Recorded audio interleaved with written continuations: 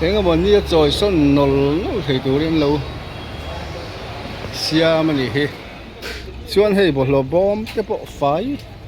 lấp lấp khốp mà hey asut pui hít sa còn vắt đó nó như thế tiếng kia liền khốp mày rel tiếng kia sau là xuân building far mà nó còn color lâu in rel vel mấy mấy khác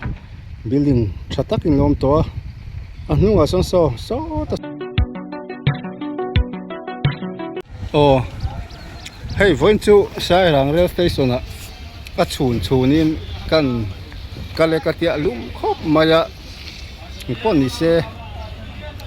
kan da vele sim ngo he la hian vai ho in bung ruan lo lot nial me la solam pang so parcel room kan ti bor vel khani chuan hey lam pahin kalkual anga hey rail station building nung lam hian parking no parking ti te omani hey ngala hian ti hangan park thina chuan hei henga hian motor antinan Delhi te Kalkat Guwahati te Kaltaila Mizoram khoti na tangin khoya po hai azan rin da the aman choi da ni ro ka selo hei zan ri kin da the ni tinan chung koin lung le tang te champhai tang ten ron kalani pon hen da wang theya veng tu an oma chu tiang chu ni chuan gan hoi ko zelanga thil thara lo om em ti te po kan han lut vel do ni voin chu chhun lak lo de wa ka luta chuan passenger ron thuk hun lai ron tum hun lai ni lo wa maro chu kan lut vele rim ngo chuan hei velam pang hi ILP velam pang hi ILP lampang police duty na scan na te pom treu ma so chuan hei hi rail ticket la na alam ani ve thunga ticket lamur mo se tun la pe chu ras bak lo turang 1 2 3 4 yo mani chuan hei rail chu lo mani hi Guwahati to Sairang Rel aloma chuan rail ate pakan lu le turangai la hei bungro x-ray na ania bungro x-ray na ta hian ral thuam bungro te an phurem ti te lo check vel na ni he function ton hi chuan hey kulam pang bungro unload muk na parcel office nung lamani thang lama thanga kan lu lima bungron lo lut muk na kha cho hey angai welcome to Sairang Rel Station ikwa mai are khop mai a Guwahati lam ne choni nang lo de pek tu ni hi are dala hey lai dor te tu te lo siam ni hei du a enga moni kho choi son thei tu ri enga moni choi son nol thei tu ri lo sia mani he so lai so kan lu na kha so lam so rail station chim lam pang ani so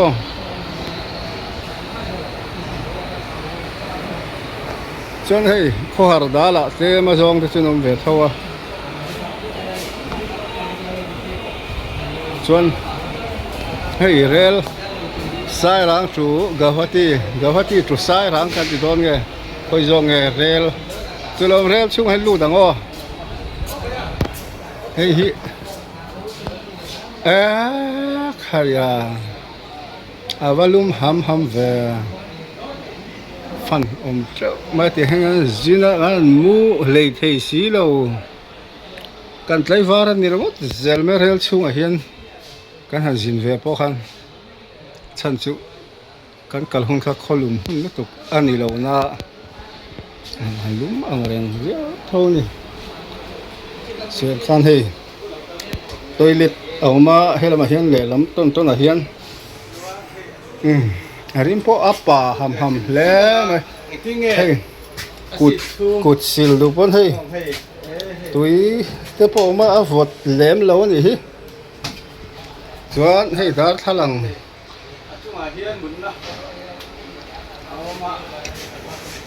hey hi a chak jok hi chak jok po dor tu te oma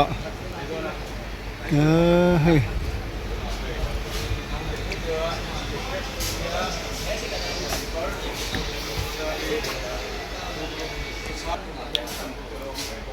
cái sự yang khan hey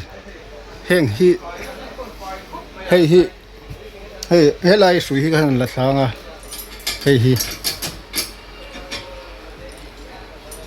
sui kan la thata pathum mut na om thei dan kha kan sei leng hey tien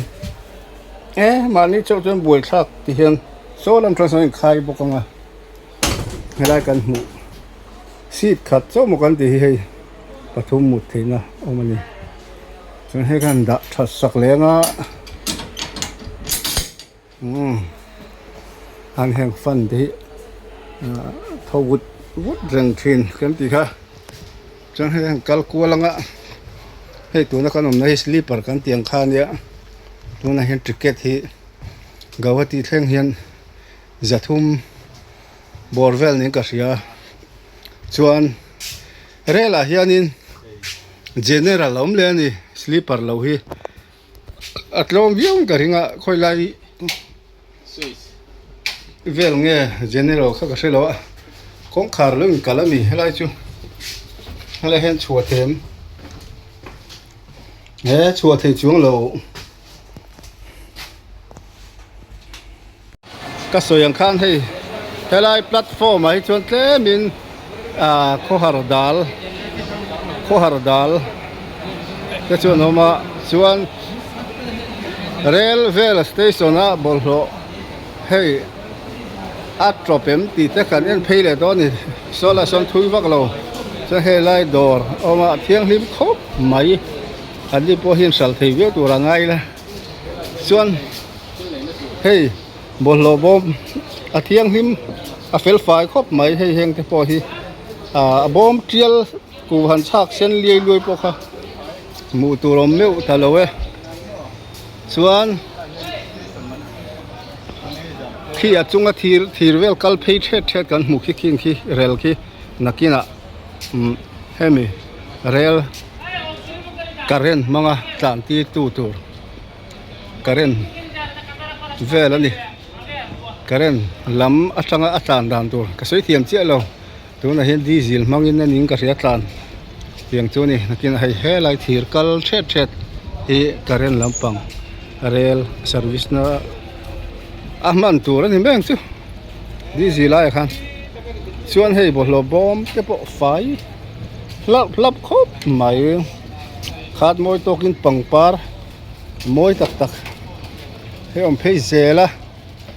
chuan phei zela nga hei heng lai te po fai nuam hle mai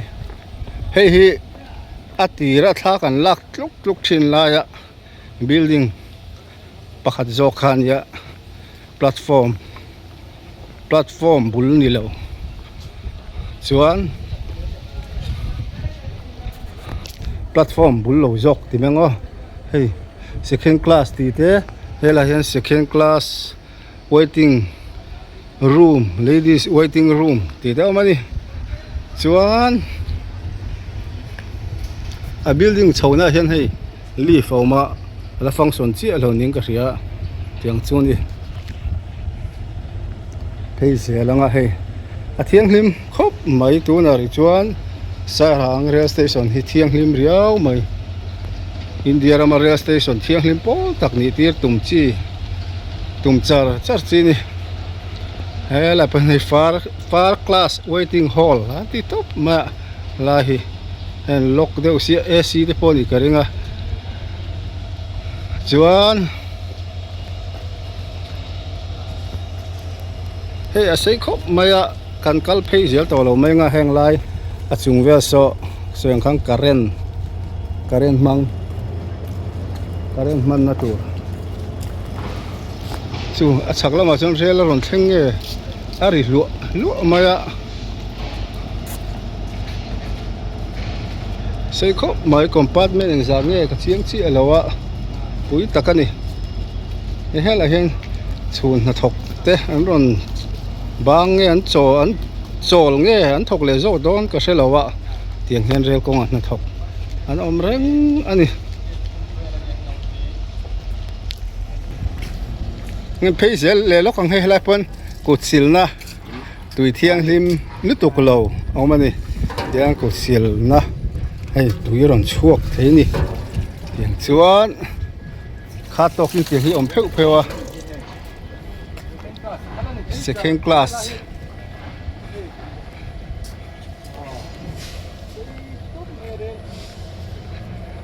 alum hle mai a chala than hela hi engine zone tina mi khi wa mang thel thul ve nge om zia adu mai khi diesel vel ron a kolom nala bor vel mi he dum hiam huam mai a sola so ani don hi hey rel engine om na bor vel ani don hi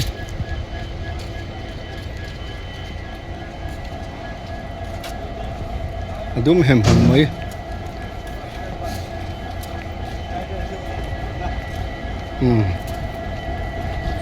rel ron lu thi acha ang reng khop ma chang bung ruwa ron phur nge ka motor ya te poron phur ve to ni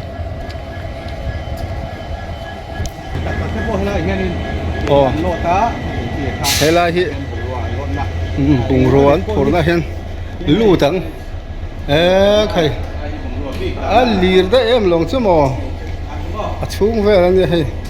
bung ruwa phur na hei a in bang dana chi rang chumi ta chin chumi ta tiang reng bor vel te pon ni tur ani an bang dana khila khian ki Sairang lam pang tlang wa rual zo rit phur kan ti te kha an om a khi an lot zo to ning ga ri hei rail station rel kong khun na thokan lom reng boka so kan mung son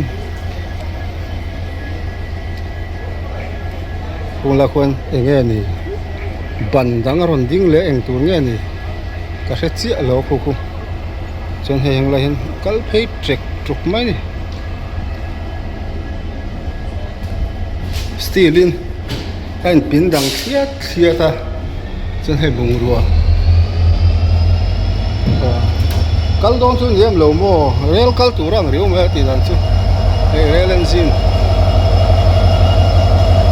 rel lu hi pui rem ma jo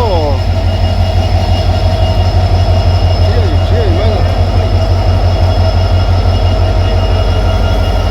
na Indian Railway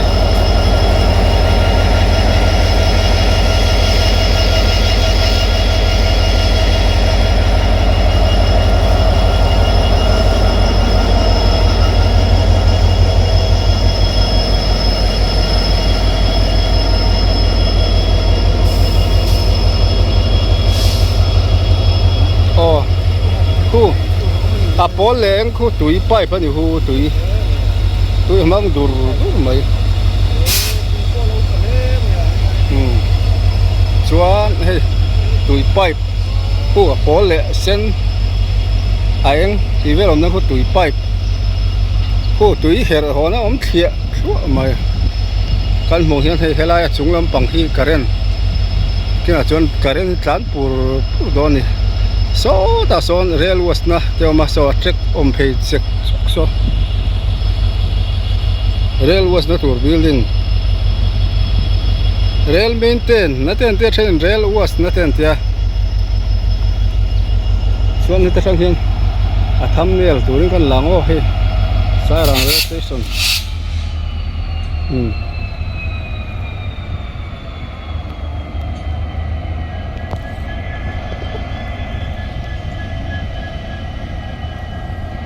tiang he ni chuan khu lai thang ve khu na thok te in an ve sup mai rang vai na khon khu lai khon ve nuai mai ni khoi wa lu nang mai an kat sup sum mai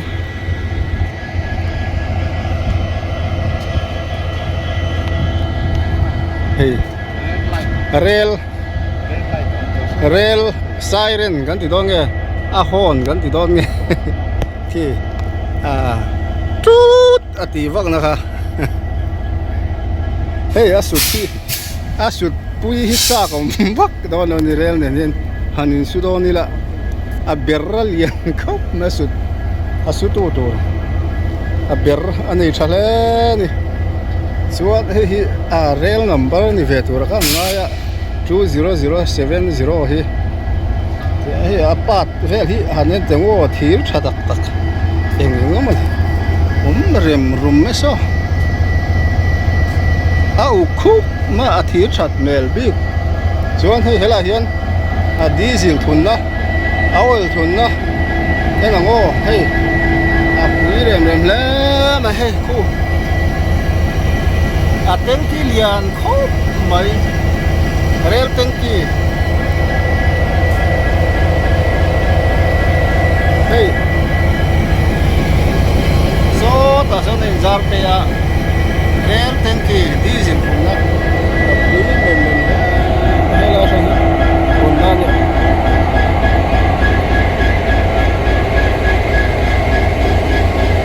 hey ane ni ta oi la dir nuk mai a oi la bon nuk mai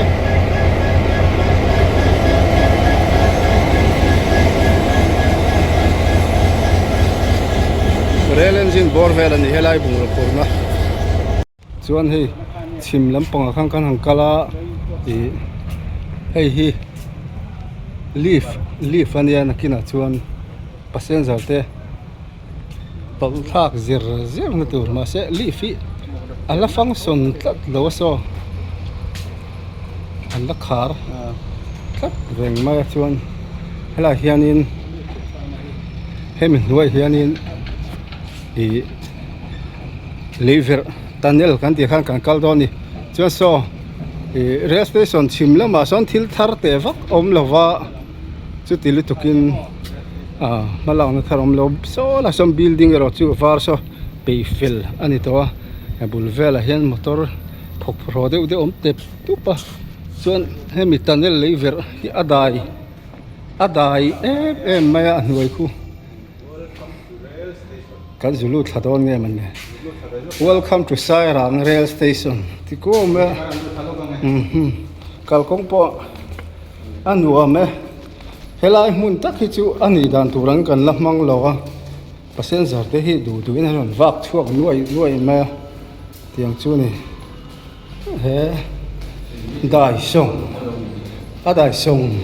mai a helai chu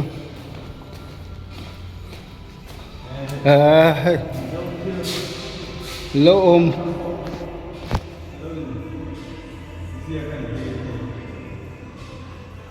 te pa lever chung kan thenga he leaf one ti te oma tiang hian khi ta hian vai an nuwa sleeping ti mengo YouTube la men an lo mu mak lo nan thil engom de hleki chu rap thak de hian ron mon delete ringot zela vai sleeping ti mengo e thang lam pang hi eng ru ime machine kal rem chi alo turangai la light fit thachap maya chan hei welcome to Sairang Rel Station ki tan nge ni dar khong ti sang om treu cher kan te ki lai vai mu khian a te pa play ya copyright ka lau sia vai la phe copyright an sha sia ala hian tek chuak lenga mi te play thalai off ron ti ngot thum si lo wa a copyright chen kan in chai le chi ja kan video ho te ang lang hi chong lo dai nuam kho mai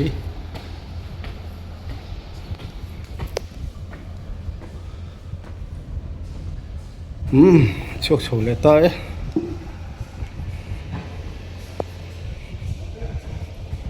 oh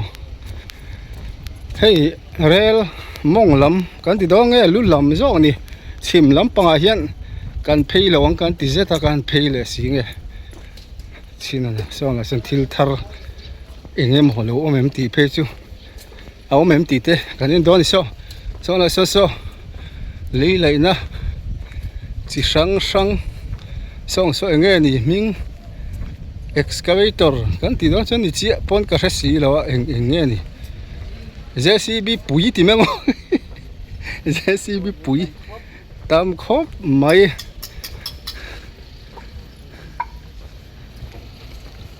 Sairang Rel Station sira lo ver thin lei lo ver pum ang kha mu fu le la mu no ma sin ma le kha tiang kha hey a compartment om zat po kan lo chiar lem hlei lawa second class Sairang Express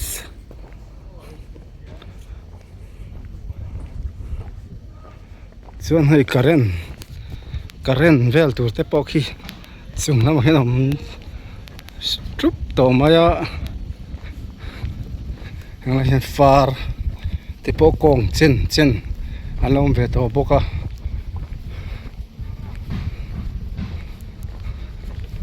kal fu mengo chak deuh den pen meng helai an thil khu hi thosi lo kan ti BBC khatiang bor ve khan ni mel tlat anam mai kan rui mai don chuan hei in hong phei ut zela heng lai a pia tuala a thar tuala de wagon compartment hi music in lom ni to ka vai ho chu an thu hle kan play lua zel ma a hang lai hi chu bung ro lam pang vele thung ani to ni hi a sen khung chin hi bung ruwa sen khung chin hi bung ruwa ani hi chuan hela hian building pakhat son thok mek boka chon so la son man deuh kan kal a rel kan va muka building var moi nai takin lo chuak to a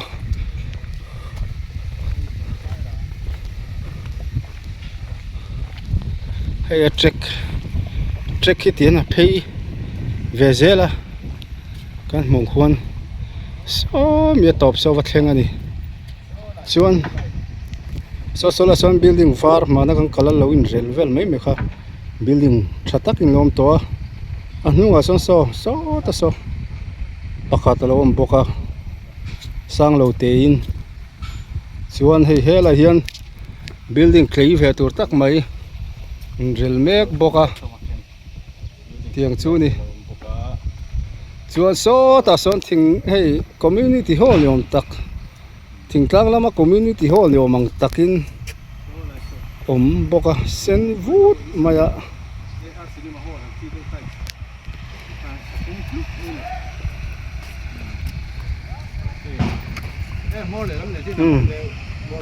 among lam deuh hatro chuan hela hian tui kong kha tui heng lai po tui her ho thei mai na hi om reng boka hei hi tui pipe lian ani chuan so station top so kan hmu thia manga building thar te lom to a kan zoom manga song lai just ti so na top pa nakina chuanin song te paso lai dar le vek tur alani karinga mo chuan khi lampang tan sil lama te station te om don an tia chung ni phechen song lai tlang so la lai tlang le vet tur ani mel ani kan zoom sim ngo so lung bang an watong an vasu ani so building thar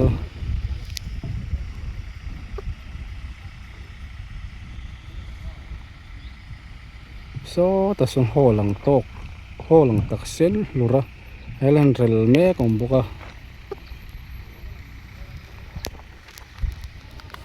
chuan hei hi platform chhak lampang kha so Sairang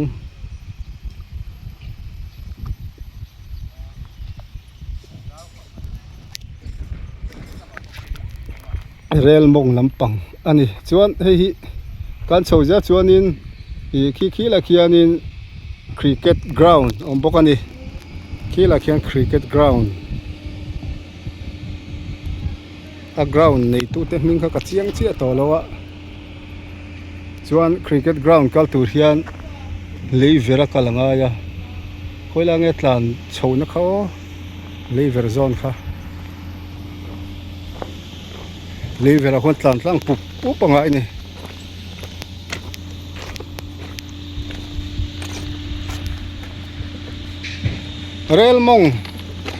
rel mong lamani hei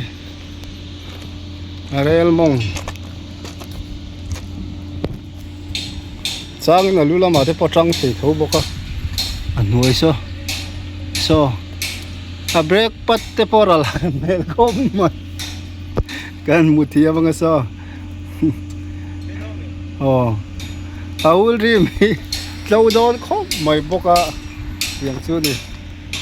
he lampang hi bung ruwa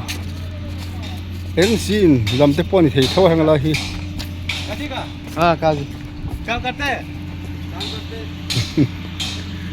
phele to tian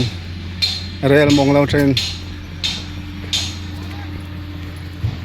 chuan a sira son so cement mixer phur tu te ho adam rem rum mai ni ther hiang huang mai so thing thla thang mai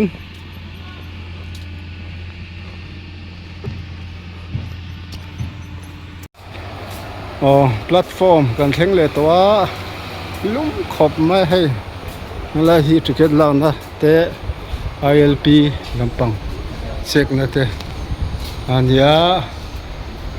lo len hong lo ILP form lak te pon yang chu pen an le sup zero vai ho hian tiang chu ni chuan pon kan han chua kha hi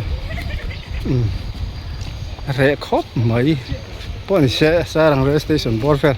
kan han vlog le rim ania wen chu ta nu la pan hi an kala mi mu turan tam vak lo ni hi wen chu